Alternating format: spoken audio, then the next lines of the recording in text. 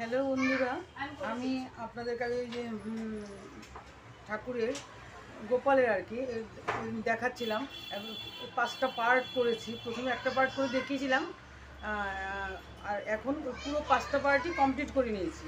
Complete করে কখনো কখনো এই যে যে পার্টটা যখন শেষ হলো সেখানে জোড়ার ইচ্ছেগুলো জোড়া দিয়েও নিতে পারেন। আর যদি মনে করেন যে না জোড়া দেবো না, তাহলে মানে আলগাই রাখা যায়, ইচ্ছেগুলো রাখা যায়। আর এইবার আমি এটা কমপ্লিট হয়ে গেল। এইবার এটার চারপাশে এই দেখুন, আমি একটুখানি এই কুরুশ দিয়ে, যে মানে তাহলে দেখতে সুন্দর, কুরুশ দিয়ে পুরো চারপাশটা বুনে দিচ্ছি। বোনাটা কিভাবে দেখাচ্ছি, বোনাটা কিছুই না, কুরুশের যেরকম কাজ আর কি। এই চারপাশটা জাস্ট একটুখানি বর্ডার মতো করে দেওয়া।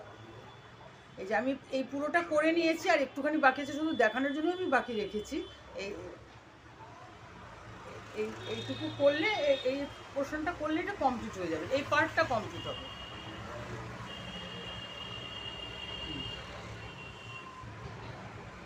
এটা পুরোটা আমি একটু বর্ডার মতো করে নিয়েছি।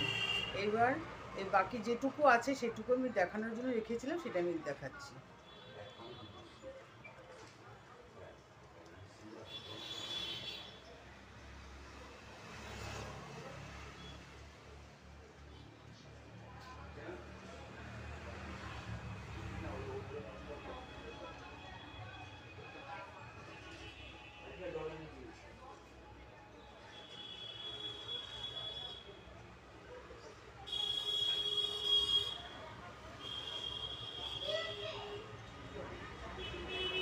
এইটুকু কমপ্লিট হয়ে গেলে তারপরে আবার একটুখানি বাকি আছে।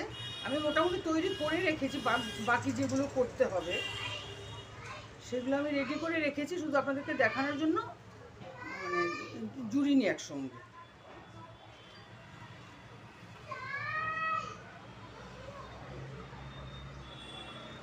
এটা যদি পুরোটা খোলা থাকে সেটাও করা যায়, আর ইচ্ছে করলে মানে মানে লাস্ট যেখানে হলো সেখানে ইচ্ছেগুলো জুড়েও ফেলা যায়। আর যদি মানে খোলা রাখা হয় তাহলে যে পোর্শনটা থাকবে দুদিকের যে পার্টের যেখানে শেষ, সেইখানটায়ও এরকম কুরুশ দিয়ে করে নিতে হবে, তাহলে দেখতে ভালো লাগবে।